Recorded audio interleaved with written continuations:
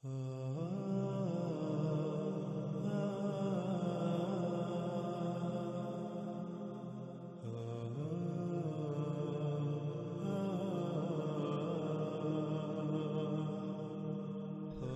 آتے ہیں اس طرف کہ اگر قرآن میں ہر سوال کا جواب موجود ہے تو پھر اس سوال کا جواب بھی ضرور ہونا چاہیے کہ ذی القرنین کون ہے۔ اور ناظرین، اللہ سبحانہ و تعالیٰ نے قرآن میں اس سوال کا جواب ایک نہیں بلکہ کئی مقامات پر بہت ہی صراحت کے ساتھ واضح کر دیا۔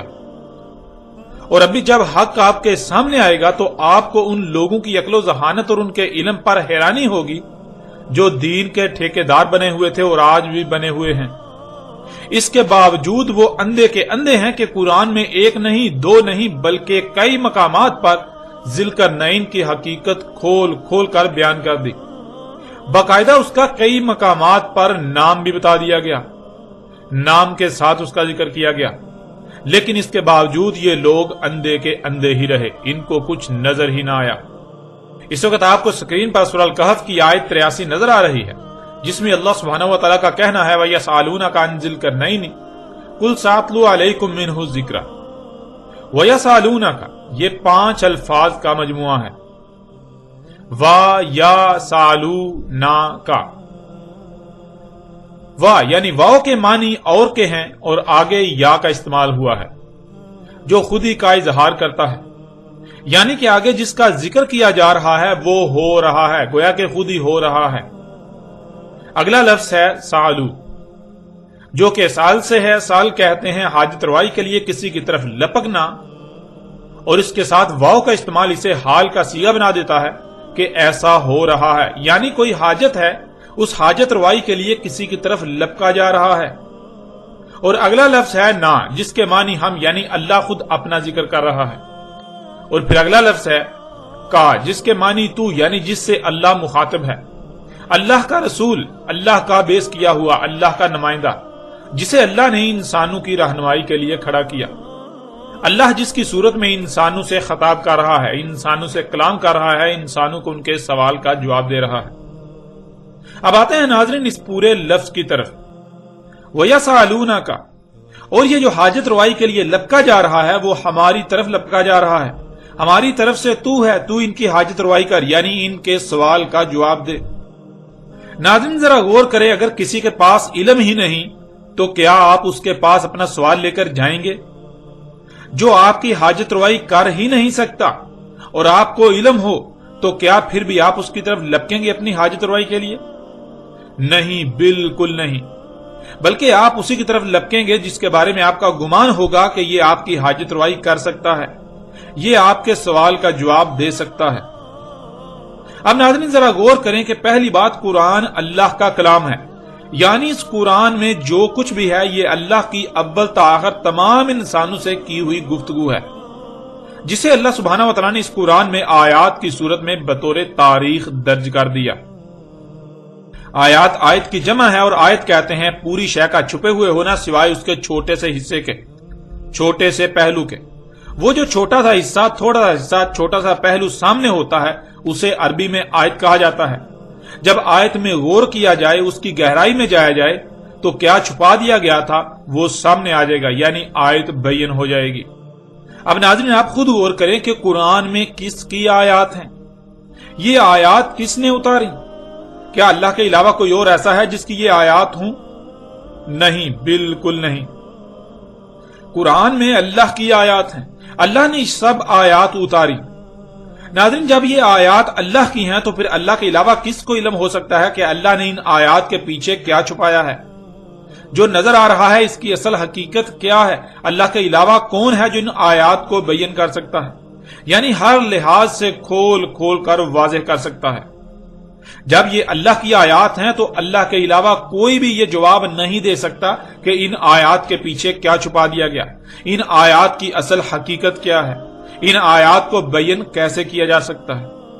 اور اسی وجہ سے اللہ سبحانہ و تعالیٰ نے اس آیت کے شروع میں ہی کہا کہ یہ جو سوال کیا جا رہا ہے یہ سوال ہم سے ہے، یعنی یہ سوال اللہ سے کیا جا رہا ہے، صرف اور صرف ہم ہی یعنی اللہ ہی اس کا جواب دے سکتا ہے۔ اور ہم یعنی اللہ کون ہے اور ہم یعنی اللہ کیسے جواب دیتا ہے، اسی کا اللہ سبحانہ و تعالیٰ نے آگے جواب دے دیا۔ کہ تو ہماری طرف سے ان کے سوال کا جواب دے، یا یہ بھی کہہ سکتے ہیں کہ اللہ کہہ رہا ہے ہم تیری صورت میں ان کے سوال کا جواب دے رہے ہیں۔ اللہ اپنے رسول کو کہہ رہا ہے کہ تو ان کے سوال کا جواب دے۔ ناظرین، اب سوال یہ پیدا ہوتا ہے کہ آخر سوال ہے کیا؟ کون سا سوال ہے جو گویا کہ خود ہی کیا جا رہا ہے، جس کے جواب کے لیے لوگوں کی طرف لپکا جا رہا ہے، یہ سمجھ کر کہ ان کے پاس ان کے سوال کا جواب ہے؟ تو آیت کے اگلے حصے میں یہ بھی بالکل واضح کر دیا کہ سوال کیا ہے۔ ان ذی القرنین، ذی القرنین کے بارے میں۔ قرنین یعنی دو قرن، اور ذی القرنین کے معنی ہے وہ شخص جسے دو مخصوص قرن حاصل تھے۔ یعنی جو سوال کیا جا رہا ہے، جس کے جواب کے لیے کسی کی طرف لپکا جا رہا ہے، وہ سوال دو قرن والے کے بارے میں ہے کہ یہ دو قرن والا کون ہے۔ اب ناظرین ذرا غور کریں، کیا ایسا سوال کیا جا رہا ہے؟ ایسا سوال ہو رہا ہے؟ یعنی کیا ذی القرنین کے بارے میں سوال کیا جا رہا ہے، سوال ہو رہا ہے؟ جب غور کریں گے تو آپ پر یہ بات بالکل کھل کر واضح ہے کہ بالکل گزشتہ کئی صدیوں سے لے کر آج تک انسانوں کی اکثریت کا یہ سوال ہے کہ ذی القرنین کون ہے، اور اپنی حاجت روائی کے لیے، اس سوال کے جواب کے لیے ان لوگوں کی طرف لپکا جا رہا ہے جو انسانوں کی رہنمائی کے دعوے دار ہیں۔ اللہ کے علاوہ کوئی بھی نہیں جانتا کہ انسان کو دنیا میں کیوں لایا گیا، اس کے دنیا میں آنے کا مقصد کیا ہے، اور وہ مقصد کیسے پورا ہوگا۔ اس لیے اللہ کے علاوہ کوئی دوسرا رہنمائی نہیں کر سکتا۔ اور اللہ کیسے رہنمائی کرتا ہے، یہ بھی اللہ سبحانہ و تعالیٰ نے قرآن میں کئی مقامات پر بالکل واضح کر دیا کہ تم انسان چونکہ بشر ہو تو تم ہی میں سے کسی بشر کا انتخاب کر کے اللہ اس بشر کے ذریعے انسانوں کی رہنمائی کرتا ہے، انسانوں کے سوالات کے جوابات دیتا ہے، اور اسی کا فائدہ اٹھاتے ہوئے بہت سے انسان بھی انسانوں کی رہنمائی کے دعوے دار بن جاتے ہیں، جو طرح طرح کے القابات سے جانے اور پہچانے جاتے ہیں۔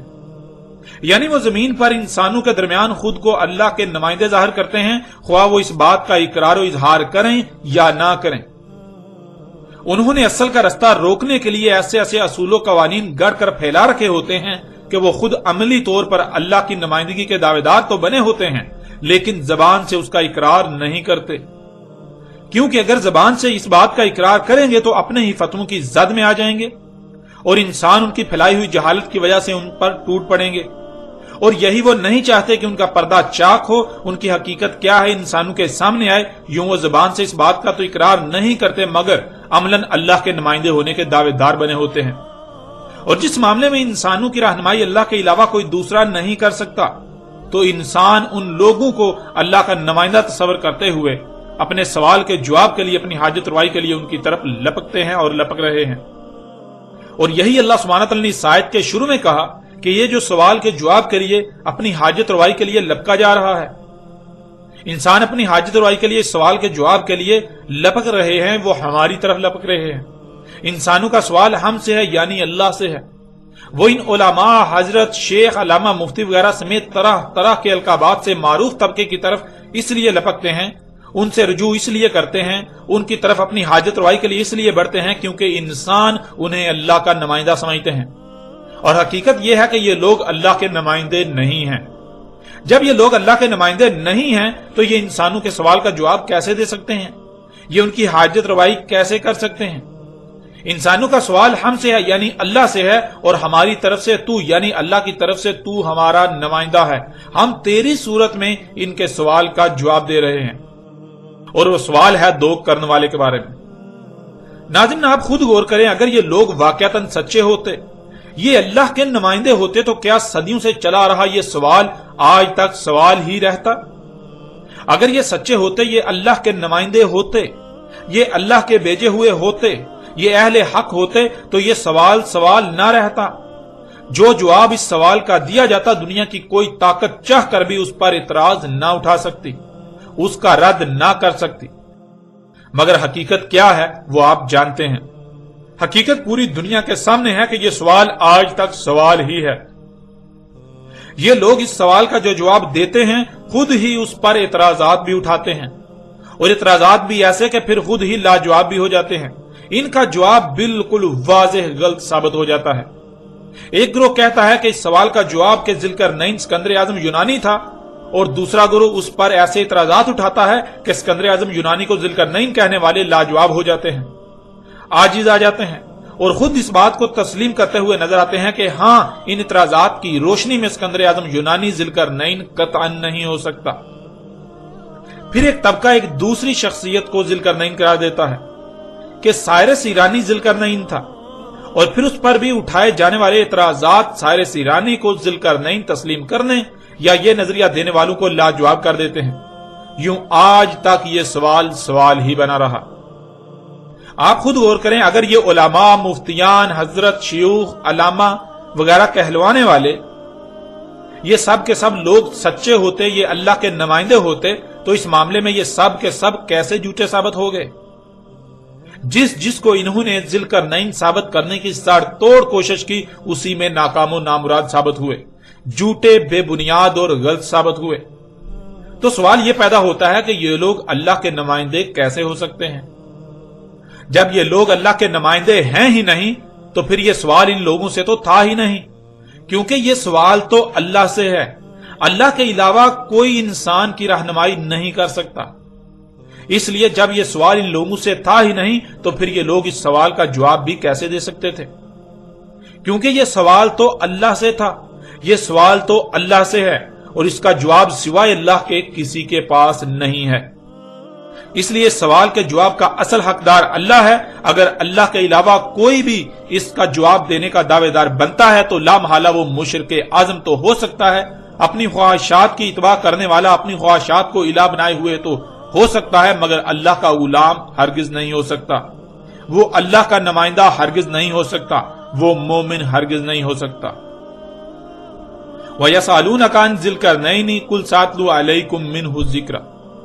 اس آیت کے شروع میں اللہ سبحانہ وتعالی کا کہنا ہے، یہ جو سوال کیا جا رہا ہے، انسان اپنی حاجت روائی کے لیے اللہ کے نمائندے ہونے کے دعوے داروں کی طرف لپک رہے ہیں۔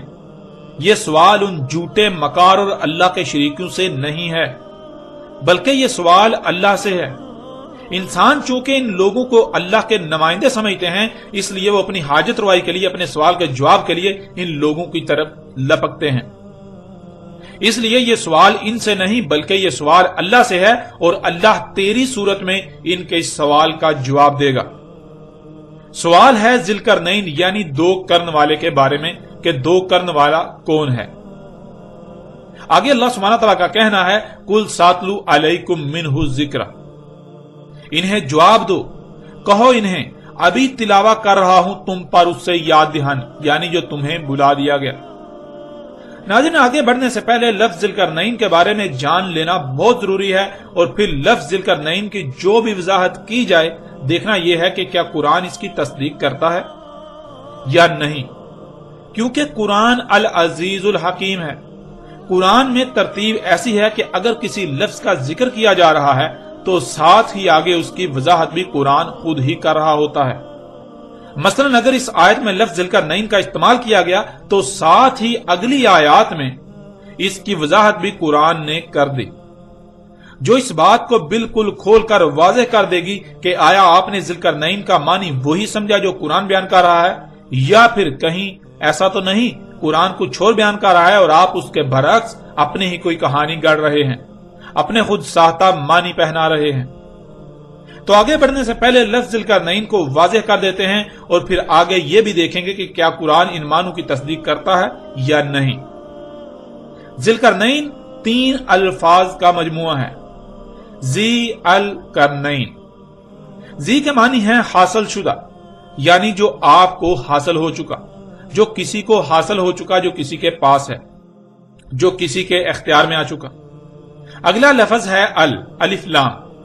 کسی بھی لفظ کے شروع میں الف لام کا استعمال اسے مخصوص بنا دیتا ہے، یعنی کسی عام شے کا ذکر نہیں کیا جا رہا بلکہ کسی خاص شے کا ذکر کیا جا رہا ہے۔ پھر اگلا لفظ ہے کرنین۔ ناظرین، ویسے تو صرف اور صرف واحد اور جمع کا صیغہ ہوتا ہے، لیکن عربی میں ایسا نہیں ہے۔ اللہ سبحانہ وتعالی نے ہر شے سے اس کا جوڑا بنایا، تو عربی میں جوڑے کا صیغہ بھی پایا جاتا ہے جسے تثنیہ کہا جاتا ہے، یعنی واحد، تثنیہ اور جمع۔ عربی میں 3 صیغے استعمال ہوتے ہیں۔ کرنین تثنیہ کا صیغہ ہے، یعنی جوڑے کا صیغہ، اور اس کا واحد کرن ہے۔ ناظرین، ایک بات بہت عام کر دی گئی کہ کرن کے معنی سینگ کے ہیں، لیکن یہ حقیقت نہیں ہے۔ کرن عربی میں کہتے ہیں ایک شے کے بیک وقت دو ظہور ہونا۔ یہ خصوصیت عموماً سینگ میں پائی جاتی ہے کہ سینگ کا بیک وقت دو مقامات پر ظہور ہوتا ہے، اس وجہ سے سینگ کو بھی عربی میں کرن کہا جاتا ہے۔ لیکن اس آیت میں نہ صرف دو کرن کا ذکر کیا جا رہا ہے بلکہ شروع میں ال کا استعمال کیا گیا، جس کا مطلب ہے کہ یہاں کسی عام دو کرن کا ذکر نہیں بلکہ خاص دو کرن کا ذکر کیا جا رہا ہے۔ یہ کوئی مخصوص دو کرن ہے، اور پھر یہ بات بھی کسی سے ڈکی چھپی نہیں ہے کہ سورج کے مقام طلوع یا مقام غروب کو عربی میں کرن کہا جاتا ہے، اور اسی وجہ سے کرن کہا جاتا ہے کیونکہ سورج جہاں آپ کو غروب ہوتا ہوا نظر آ رہا ہوتا ہے وہیں سے وہ ایک دوسری قوم پر طلوع ہوتا ہوا بھی نظر آ رہا ہوتا ہے، یعنی سورج کے بیک وقت اس مقام پر دو ظہور ہوتے ہیں۔ اس وجہ سے سورج کے مقام طلوع یا مقام غروب کو کرن کہا جاتا ہے۔ اب ناظرین ذرا غور کریں، جہاں آپ کو سورج غروب ہوتا ہوا نظر آ رہا ہے وہیں سے زمین کے دوسری طرف کے لوگوں کو ان پر طلوع ہوتا ہوا نظر آ رہا ہوتا ہے۔ یوں یہ ایک ہی مقام پر بیک وقت سورج کے دو ظہور ہوتے ہیں، جسے عربی میں کرن کہا جاتا ہے۔ یوں یہ ایک کرن ہو گیا، اور جہاں آپ کو طلوع ہوتا ہوا نظر آ رہا ہوتا ہے تو وہیں سے وہ ایک دوسری قوم یعنی زمین کے دوسری طرف کے لوگوں کو غروب ہوتا ہوا نظر آ رہا ہوتا ہے۔ یوں ایک یہ مقام جہاں سورج کے بیک وقت دو ظہور ہوتے ہیں، ایک کرن یہ بن گیا۔ ان دونوں کو عربی میں دو کرن یعنی کرنین کہا جائے گا، اور یہ کرنین عام کرنین نہیں ہیں بلکہ یہ دو خاص کرن ہیں، یہ خاص کرنین ہیں، اس لیے انہیں عربی میں جب لکھا جائے گا تو الکرنین کہا اور لکھا جائے گا۔ اب آئیں لفظ ذوالقرنین کی طرف۔ ذوالقرنین کسی شخصیت کا نہ تو لقب ہے اور نہ ہی کنیت، بلکہ یہ اسم ہے، اور اسم کہتے ہیں صلاحیتوں، خصوصیات و صفات کو جو کسی میں موجود ہوتی ہیں۔ اردو میں اسم کا ترجمہ نام کیا جاتا ہے، یا عربوں کی اکثریت اسم سے مراد نام لیتی ہے، جو کہ بالکل غلط العام ہے۔ قرآن میں اس مقام پر جس شخصیت کو ذوالقرنین کہا جا رہا ہے اسے لوگ ذوالقرنین لفظ سے نہیں جانتے پہچانتے تھے، بلکہ وہ شخصیت دنیا میں کسی اور لقب یا کنیت یعنی نام سے جانی پہچانی جاتی تھی۔ ذوالقرنین لفظ صرف اور صرف اللہ سبحانہ و تعالیٰ نے قرآن میں استعمال کیا، اور یہ آیت ہے، بین نہیں ہے۔ یعنی اس لفظ کا استعمال اس لیے کیا گیا کیونکہ یہ لفظ اپنے اندر بہت سی تفصیلات سموئے ہوئے ہیں۔ ان تفصیلات کو اگر کم سے کم وقت اور کم سے کم الفاظ یا چھوٹے سے چھوٹے لفظ میں بیان کیا جا سکتا تھا تو وہ صرف اور صرف یہی ایک لفظ تھا۔ اللہ الحکیم ہے، اس لیے اس لفظ کا استعمال اللہ کی حکمت ہے۔ قرآن اللہ کا کلام ہے، اور ذوالقرنین خالص عربی کا لفظ، جسے اسی وجہ سے اللہ سبحانہ وتعالیٰ نے اس قرآن میں استعمال کیا کہ کوئی ایسی شخصیت جسے یہ دو کرن حاصل ہوئے اس کا ذکر کیا جا رہا ہے، ایسی شخصیت جسے زمین کے مغرب و مشرق تک حاصل ہوئے۔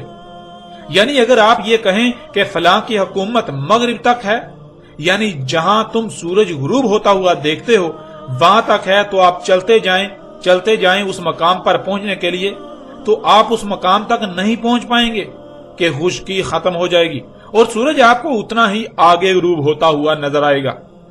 بالکل اسی طرح مشرق کی طرف بھی کہا جائے تو مطلب یہ ہے کہ زمین کے چپے چپے کا اختیار جس شخصیت کو حاصل تھا، جس شخصیت کو زمین کے مغرب و مشرق تک کا اقتدار حاصل ہوا تھا، جس شخصیت کو زمین کے یہ دونوں کرن حاصل تھے، اسے قرآن میں اللہ سبحانہ و تعالی نے ذوالقرنین کہا۔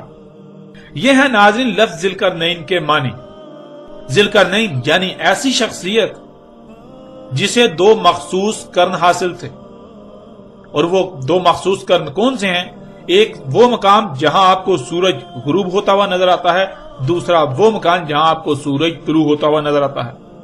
وہ شخصیت جسے زمین کے مغرب و مشرق تک کا اقتدار دیا گیا، مکن دیا گیا، اختیار دیا گیا، حکومت دی گئی، اسے اللہ سبحانہ و تعالی نے قرآن کے اس مقام پر ذوالقرنین کہا۔ اب ناظرین سوال یہ پیدا ہوتا ہے کہ آخر وہ شخصیت کون تھی، اس کا نام کیا تھا؟ یعنی ذوالقرنین کس کو کہا گیا، وہ شخص کون تھا؟ کیا قرآن اس شخصیت کا نام بتانے سے عاجز ہے؟ قرآن اس شخصیت کا نام نہیں بتاتا، اس پر خاموش ہے؟ جو آج تک اس سوال کے جواب کے لیے قرآن کو ترک کر کے قرآن کے برعکس اور کتابوں یا تاریخ کی طرف رجوع کیا جاتا رہا۔ اور آپ یہ بات جان کر چونک جائیں گے کہ کیسے قرآن اس شخصیت کا نام بتاتا ہے۔ آپ پیچھے یہ بات جان چکے کہ قرآن میں کوئی ایک بھی شے ایسی نہیں کہ جسے صرف ایک ہی پہلو سے بیان کر کے چھوڑ دیا گیا، بلکہ نہ صرف قرآن میں ہر موضوع پر بات کی گئی، بلکہ جس موضوع پر بھی بات کی گئی تو اس پر قرآن میں مختلف مقامات پر بات کی گئی، ایک سے زائد مقامات پر اس پر ہر پہلو سے بات کی گئی۔ ایک مقام پر اس کا کسی ایک پہلو سے ذکر کیا گیا تو دوسرے مقام پر کسی دوسرے پہلو سے اس پر بات کی گئی۔ اسی طرح باقی مقامات پر بھی مختلف پہلو سے اس طرح بیان کی گئی، یہاں تک کہ ہر پہلو سے اس بات کو، اس شے کو سامنے نہیں لے آیا گیا۔ ناظرین، بالکل اسی طرح اس مقام پر قرآن میں ایک شخصیت کا ذکر کیا جا رہا ہے تو اس مقام پر اس کا ایک پہلو سے ذکر کیا جا رہا ہے۔ اسی شخصیت کا قرآن میں کسی دوسرے مقام پر دوسرے پہلو سے ذکر کیا گیا، کسی تیسرے مقام پر تیسرے پہلو سے، اور اس وقت تک مختلف مقامات پر مختلف پہلو سے بات کی گئی جب تک یہ بات واضح نہیں ہو گئی کہ وہ شخصیت کون ہے۔ جب تک کہ ہر لحاظ سے واضح نہیں کر دیا گیا وہ شخصیت کون ہے، تب تک ہر پہلو سے قرآن میں مختلف مقامات پر اس کے بارے میں بات کی گئی۔ اور جب یہ بات آپ پر واضح ہو جائے گی کہ وہ شخصیت کون ہے تو آپ پر یہ بات بھی بالکل واضح ہو جائے گی کہ سوال اس وقت بنی اسرائیل کی طرف سے ہی تھا، لیکن انہوں نے اس وقت جب سوال کیا تو لفظ ذوالقرنین کا استعمال نہیں کیا تھا، بلکہ انہوں نے اس شخصیت کا وہی نام استعمال کیا جس نام سے وہ شخصیت جانی پہچانی جاتی تھی۔ مگر قرآن میں اللہ سبحانہ و تعالیٰ نے اس کے لیے لفظ ذوالقرنین کا استعمال کیا، اور اس بات کی وضاحت بھی اسی آیت میں موجود ہے۔ قُلْ سَأَتْلُو عَلَيْكُمْ مِنْهُ ذِکْرًا۔ ناظرین، ذکر کہتے ہیں جسے بھول چکے اسے یاد کرنے کو، اور بھولا اسے جاتا ہے جو پہلے یاد ہو یا یاد کروا دیا گیا ہو۔ اس آیت میں آپ بالکل واضح الفاظ میں دیکھ سکتے ہیں کہ اللہ کہہ رہا ہے انہیں کہو ابھی تلاوہ کر رہا ہوں، یعنی پوری ترتیب کے ساتھ کھول کھول کر تم پر واضح کر رہا ہوں اس سے جو تمہیں یاد تو کروا دیا گیا تھا مگر تم بھول چکے، جو تمہیں یاد تو تھا مگر تم بھول چکے۔ یعنی جب یہ قرآن اتارا گیا تب ہر کسی کو علم تھا کہ ذوالقرنین کس شخصیت کو کہا جا رہا ہے۔ اس وقت یہ سوال تھا ہی نہیں کہ ذوالقرنین کون ہے، بلکہ اس وقت جس شخصیت پر اعتراض تھا اس کے بارے میں پوچھا جا رہا تھا کہ آیا وہ مومن تھی یا مشرک۔ تو جب واضح کیا گیا کہ وہ مشرک نہیں بلکہ مومن شخصیت تھی، تب اس شخصیت کے بارے میں اس قرآن میں لفظ ذوالقرنین کا استعمال کیا گیا۔ اور یہی وہ وجہ تھی جس وجہ سے اس وقت کسی نے یہ نہیں کہا تھا کہ ذوالقرنین کون ہے، بلکہ یہ سوال تو بعد میں جا کر کھڑا ہوا جو آج تک چلا رہا ہے، اور آج اس سوال کا جواب پہلی بار دیا جا رہا ہے جو کہ ذوالقرنین کے بارے میں ہے۔ اب دیکھتے ہیں کہ قرآن آگے کیا کہتا ہے، اس سوال کا کیا جواب دیتا ہے۔ آگے اللہ سبحانہ تعالیٰ کا کہنا ہے اِنَّا مَكَنَّا لَهُ فِي الْأَرْضِ، اس میں کچھ شک نہیں مکن دیا تھا ہم نے اس کو، یعنی اختیار و اقتدار دیا تھا ہم نے اس کو زمین میں۔ ناظرین، اس سے پہلے کہ آیت کے اگلے حصے کی طرف بڑھیں، پچھلی آیت کے پہلے حصے میں ذوالقرنین کے بارے میں سوال ہے، اسی آیت کے اگلے حصے میں کہا جا رہا ہے کہ ابھی تلاوہ کر رہے ہیں، یعنی ابھی تم پر اس سے ذکر کھول کھول کر پوری ترتیب کے ساتھ واضح کر رہے ہیں۔ اور اگلی آیت کے پہلے حصے میں اب جواب دیا جا رہا ہے کہ ذوالقرنین وہ شخصیت تھی جسے ہم نے زمین میں اقتدار و اختیار دیا تھا۔ آگے بڑھنے سے پہلے یہ جاننا ہوگا کہ کس کو زمین میں اقتدار و اختیار دیا گیا، کس کو زمین میں مکن دیا گیا، یعنی کس کو زمین میں حکومت دی گئی۔ اور آپ جانتے ہیں کہ زمین میں تو بہت سو کو اختیار و اقتدار دیا گیا، حکومت دی گئی، کوئی ایک شخصیت تو ہے نہیں، لیکن یہاں تک قرآن نے اتنا واضح کر دیا کہ ذوالقرنین ان لوگوں میں سے ہے، ان شخصیات میں سے ہے جن کو زمین میں مکن یعنی زمین میں اقتدار و اختیار حکومت دی گئی تھی۔ یوں کھرب ہا کھرب میں سے صرف سینکڑوں یا ہزاروں شخصیات پیچھے رہ جاتی ہیں، وہ شخصیات جن کو زمین میں حکومت دی گئی۔ جس سے ذوالقرنین کی پہچان بہت حد تک آسان کر دی گئی۔ اب جب قرآن سے ہی سوال کیا جائے کہ زمین میں کس کو مکن یعنی اقتدار و اختیار دیا گیا، حکومت دی گئی، تو قرآن بھی کسی ایک کا نام نہیں بتاتا بلکہ قرآن بہت سو کا ذکر کرتا ہے۔ تو اب سوال یہ پیدا ہوتا ہے کہ اے اللہ، مکن تو زمین میں بہت سو کو دیا گیا، آخر ان میں سے وہ شخصیت کون سی ہے، اس کا نام کیا ہے جسے یہاں پر ذوالقرنین کہا گیا؟ جب یہ سوال کیا جائے تو اسی آیت کے اگلے حصے میں اس سوال کا جواب بھی دے دیا گیا، وَآتَيْنَاهُ مِن كُلِّ شَيْءٍ سَبَبًا، اور دیے تھے ہم نے اس کو تمام کی تمام اشیاء سے اسباب، یعنی ہر شے سے سبب دیا تھا۔ اب ناظرین ذرا غور کریں کہ سوال تھا ذوالقرنین کے بارے میں، تو اس سوال کا جواب دیا گیا کہ ابھی جواب دیتے ہیں، ابھی جواب دے رہے ہیں۔ تو اگلی آیت میں جواب دیا گیا کہ ذوالقرنین وہ شخصیت ہے جسے ہم نے زمین میں مکن یعنی اقتدار و اختیار حکومت دی تھی۔ لیکن یہاں پھر سوال پیدا ہوا کہ زمین میں حکومت تو بہت زیادہ شخصیات کو حاصل ہوئی، آخر ان میں سے وہ کون سی شخصیت ہے، اس کا نام کیا ہے؟ تو آگے اس سوال کا جواب بھی دے دیا گیا کہ وہ شخصیت ہے جسے ہم نے ہر شے سے اسباب دیے تھے، من کلی شیء سے دیا گیا۔ اب اللہ سبحانہ و تعالیٰ سے سوال ہے کہ وہ کون سی شخصیت ہے جسے من کلی شیء یعنی ہر شے سے دیا گیا، تو اللہ سبحانہ و تعالیٰ نے اس سوال کا جواب بھی قرآن میں رکھ دیا۔ اب قرآن میں لفظ من کلی شیء کو تلاش کریں، جب قرآن میں لفظ کلی شیء کو تلاش کیا جائے تو 126 مقامات پر آپ کو لفظ کلی شیء ملے گا، اور ان میں سے من کلی شیء کو تلاش کیا جائے تو صرف 6 مقامات پر من کلی شیء کے الفاظ ملیں گے۔ ان 6 مقامات پر کسی کو من کلی شیء سے دیا گیا، اس کا ذکر 3 مقامات پر ملے گا۔ پہلا مقام یہی سورہ الکہف کا مقام ہے جو کہ سوال ہے، اور دوسرا مقام سورہ نمل کی آیت نمبر 16 ہے، جس میں سلیمان علیہ السلام کا ذکر کیا جا رہا ہے، اور سلیمان علیہ السلام خود اس بات کا اقرار کر رہے ہیں کہ انہیں من کلی شیء سے دیا گیا۔ پھر تیسرا مقام سورہ نمل ہی کی آیت نمبر 23 ہے، جس میں ایک عورت کے بارے میں کہا گیا جسے ملکہ سبا کے نام سے جانا جاتا ہے، اسے من کلی شیء سے دیا گیا۔ تو ناظرین سوال تھا کہ وہ شخصیت کون ہے، اس کا نام کیا ہے جس کو من کلی شیء سے دیا گیا؟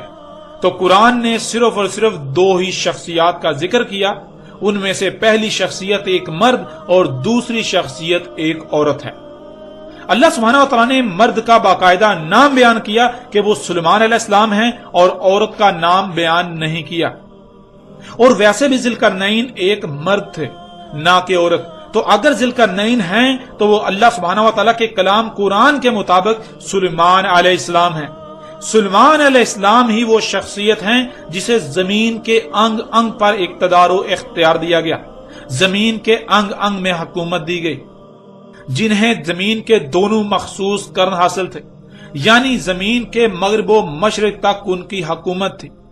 یوں ذوالقرنین جس کو 2 مخصوص قرن حاصل تھے وہ سلیمان علیہ السلام تھے، نہ کہ کوئی اور۔ ناظرین یہاں تک اگر غور کیا جائے تو قرآن نے اپنے دعوے کے عین مطابق اس سوال کا بالکل کھول کھول کر جواب دے دیا کہ ذوالقرنین سلیمان علیہ السلام ہیں۔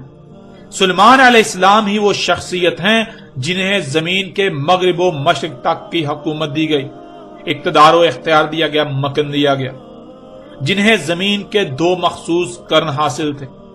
اللہ سبحانہ و تعالیٰ نے قرآن میں نہ صرف ہر سوال کا جواب رکھ دیا بلکہ اسے ہر پہلو سے پھیر پھیر کر انسانوں کے سامنے لے آئے مسئلوں سے۔ وہ لوگ جو قرآن کو چھوڑ کر اس کا متبادل کرتے ہیں، پھر ان متبادل کی طرف رجوع کرتے ہیں اپنے مسائل کے حل کے لیے، تو قرآن کے علاوہ کون ہے جو ان کے کسی بھی سوال کا جواب دے سکے؟ اگر کوئی ہے تو جائیں اس سے جواب حاصل کر لیں اگر یہ لوگ سچے ہیں۔ اب آپ خود غور کریں کہ جب اللہ سبحانہ وتعالی نے اس قدر آسان اور واضح الفاظ میں اس سوال کا جواب قرآن میں دے دیا، تو پھر وہ لوگ جو آج تک قرآن کی ترجمانی کے دعوے دار بنے ہوئے تھے اور بنے ہوئے ہیں، جو اللہ کی نمائندگی کے دعوے دار بنے ہوئے تھے اور بنے ہوئے ہیں، اپنے نام کے ساتھ بڑے بڑے القابات لگاتے ہیں، اونچی اونچی مسندوں پر بیٹھتے ہیں، اور لوگوں کے مال سے اپنی اور اپنی ذریت کے پیٹ پالتے ہیں، دین کا لبادہ اوڑھ کر دین کے ساتھ ہی کھلواڑ کرتے ہیں۔ ان کی حقیقت کیا ہے آج آپ کے سامنے ہے۔ ان کو کس نے یہ اختیار دیا کہ جو یہ آج تک کہتے آئے کہ قرآن میں ذوالقرنین کا ذکر تو آیا ہے لیکن یہ نہیں بتایا گیا کہ ذوالقرنین کون ہے، یہ ان کو کس نے اختیار دیا؟ کیا یہ لوگ سچے ہیں اور قرآن جھوٹا ہو گیا؟ اللہ جھوٹا اور یہ لوگ سچے ہیں؟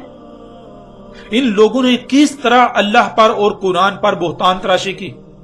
ان لوگوں نے کس طرح اللہ پر بہتان باندھنے کی جرت کی؟ ان لوگوں نے کس طرح قرآن پر بہتان عظیم باندھنے کی جرت کی؟ ناظرین، آپ جان چکے ہیں کہ اللہ سبحانہ وتعالی نے سورہ الکہف کی ان آیات میں بالکل واضح الفاظ میں بتا دیا کہ ذوالقرنین کون تھا۔ وَيَسْأَلُونَكَ عَنْ ذِلْقَرْنَيْنِ، سوال کیا جا رہا ہے ذوالقرنین کے بارے میں، اور آگے کیا کہا جا رہا ہے؟ قُلْ سَأَتْلُو عَلَيْكُم مِّنْهُ ذِکْرًا، آگے کہا جا رہا ہے کہ ان کو کہو ابھی تم پر تلاوت کر رہے ہیں، کھول کھول کر واضح کر رہے ہیں اس سے ذکر، اس سے یاد دہانی، یعنی کہ ذوالقرنین کون ہے ابھی بتا رہے ہیں۔ اور پھر آگے بتایا جا رہا ہے اِنَّا مَكَنَّا لَهُ فِي الْأَرْضِ، اس میں کچھ شک نہیں ذوالقرنین وہ تھا جسے ہم نے مکن دیا تھا زمین میں اقتدار و اختیار دیا تھا۔ اب جب غور کیا جائے تو بہت سی شخصیات ایسی سامنے آتی ہیں جن کو زمین میں اقتدار و اختیار دیا گیا، زمین میں مکن دیا گیا۔ اس لیے یہاں یہ سوال پیدا ہوتا ہے کہ آخر ان میں سے وہ کون سی شخصیت تھی جسے ذوالقرنین کہا گیا؟ تو آگے اسی سوال کا جواب اللہ سبحانہ وتعالی نے دے دیا، وَآتَيْنَهُ مِن كُلِّ شَيْءٍ سَبَبًا، ذوالقرنین وہ شخصیت تھی جسے نہ صرف زمین میں مکن دیا گیا بلکہ اس سے تمام کی تمام اشیاء سے اسباب دیے گئے، اسے من کل شیء سے دیا گیا۔ اور جب قرآن سے سوال کیا جائے کہ وہ کون سی شخصیت ہے جسے من کل شیء سے دیا گیا، تو قرآن صرف اور صرف دو شخصیات کو سامنے لاتا ہے، ان میں سے ایک مرد اور دوسری عورت، ایک کا نام بیان کرتا ہے اور دوسرے کا نام بیان نہیں کرتا۔ پہلی جس شخصیت کو قرآن سامنے لاتا ہے وہ سلیمان علیہ السلام، اور دوسری شخصیت ایک عورت ہے جس کا قرآن نام بیان نہیں کرتا۔ یوں آپ نے دیکھا کہ اللہ سبحانہ وتعالی نے سورہ الکہف کے اس واقعے میں پہلی 2 آیات میں ہی یہ واضح کر دیا کہ ذوالقرنین کون تھا، باقاعدہ اس شخصیت کا نام تک بتا دیا، اور خود کو اللہ کے نمائندے کہنے والے انسانوں کی رہنمائی کے دعوے دار آج تک اس سوال کا جواب نہ دے سکے۔ اب آپ خود غور کریں اور اندازہ لگائیں کہ ان لوگوں کی حقیقت کیا ہے۔ یہ جہالا جو کہ اپنے آپ کو علماء کہتے ہیں، اللہ کے نمائندے کہتے ہیں، ان کی حقیقت کیا ہے یہ بھی بالکل کھل کر آپ پر واضح ہو چکی۔ ناظرین، بڑھتے ہیں آگے اور آپ کے سامنے رکھتے ہیں کہ صرف اتنا ہی نہیں بلکہ اور بہت سے پہلوں سے بھی اللہ سبحانہ وتعالی نے قرآن میں بالکل کھول کھول کر واضح کر دیا کہ ذوالقرنین سلیمان علیہ السلام تھے۔ بڑھتے ہیں ان پہلوں کی طرف۔